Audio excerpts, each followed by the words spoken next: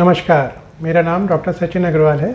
आज के संदर्भ में ठंड के मौसम में कुछ ऐसी बीमारियों का विश्लेषण करा जाए जो इस मौसम में अनुमानित ज़्यादा होती हैं, जैसे कि सोरियासिस। तो एक सोरियासिस एक ऑटोइम्यून डिसऑर्डर है जो एज ग्रुप्स में कहें तो बच्चों से लेकर बड़े तक मेल और फीमेल में अमूमन पाया जाता है, जिससे रिलेटेड दिक्कतों में पेशेंट अमूमन खुजली की शिकायत करता है, चकत्ते पड़ जाते हैं, उसमें खाल जल्दी जल्दी बनने का टर्नओवर होता है, जो खाल नई उभर के जल्दी जल्दी आ जाती है और पेशेंट खुजली से अनावश्यक परेशान होता है।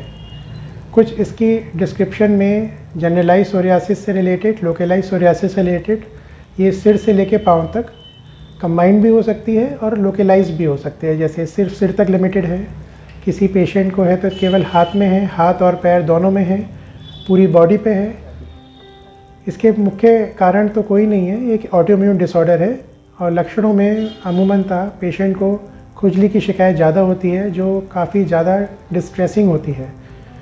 इसमें त्वचा शुष्क होने लगती है और जो स्किन टर्नओवर टाइम है अमूमन 28 से 30 दिन का होता है, वो इसमें 4 से 5 दिन का होता है, जिसमें कच्ची कच्ची खाल और कमज़ोर स्किन जल्दी जल्दी बन के बाहर आने लगती है और बॉडी का मेटाबॉलिज्म उसमें बढ़ जाता है स्किन टर्नओवर में, जिससे पेशेंट अनावश्यक परेशान होता है।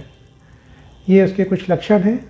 फिर लक्षण के साथ साथ पेशेंट की फैमिली हिस्ट्री ऐसी रहती है कि कई बार फैमिली में भी रन करती है और पूरी फैमिली भी इससे परेशान रहती है। अगर एक जने को दिक्कत है तो उसके साथ वाले लोग भी परेशान रहते हैं, ये सोच के कहीं ये छुआछूत की दिक्कत तो नहीं है, इनको है तो हमें इनके पास बैठने से, उठने से, छूने से हो तो नहीं जाएगी। पेशेंट साइकोलॉजिकली भी बहुत परेशान रहता है।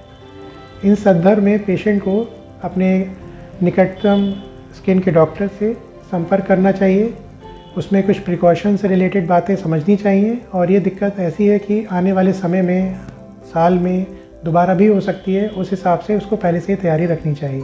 तो पेशेंट अपने डॉक्टर को निकटतम स्किन वाले को दिखाए, जिसमें उसको परामर्श लिया जाए। दवाइयाँ इसमें ज़रूरत और एज, वेट और जेंडर के हिसाब से अलग अलग हो जाती हैं। जैसे बच्चों का है तो उसमें कुछ लिमिटेड दवाइयाँ ही होती हैं, बड़े हैं तो उसमें दवाइयाँ और दे सकते हैं। फीमेल पेशेंट है, वो एज ग्रुप उनका फर्टाइल है, मैरिड है, तो उसमें लिमिटेशन दवाइयों की रहती है देने की। लगाने की तो दवाई सभी दी जा सकती हैं, तो वो डॉक्टर की सलाह से ही लें। कोई मार्केट से रिलेटेड प्रोडक्ट्स और कोई अन्य पद्धति से रिलेटेड कोई देसी दवाई या मेडिकल से लेके कोई ट्यूब ना लगाएं, जिससे बीमारी का रूप थोड़ा बहुत बदल सकता है, थोड़ा आराम हो सकता है, लेकिन उससे पूर्णतः आराम नहीं होगा। तो ये पेशेंट्स और आप सबसे रिक्वेस्ट है कि जिनको भी इस तरह की कोई दिक्कत हो वो अपने निकट के डॉक्टर से दिखाएं और उसका समाधान लें। प्रिवेंशन कहें तो प्रिवेंट करने का तो कोई तरकीब नहीं है। प्रिकॉशंस की बात करें तो ठंड के मौसम के शुरू होने से पहले अपना खान पीन का ध्यान और अच्छे से रखें, त्वचा को ड्राई ना होने दें। अमूमन कोई इमोलिएंट, गोले का तेल या कोई भी मॉइस्चराइज़र नियमित रूप से लगाएं। अलग से कहें तो दूसरी दिक्कतें, किसी को बीपी, शुगर है, कोई वायरल इन्फेक्शन है, उन सब का ध्यान रखें, क्योंकि इस तरह की अनकंट्रोल्ड कंडीशंस में सोरियासिस बहुत जल्दी बढ़ जाती है और देर से ठीक होती है।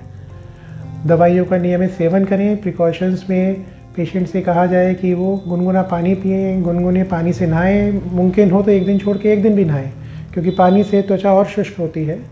ग्रीन वेजिटेबल्स का सेवन करें।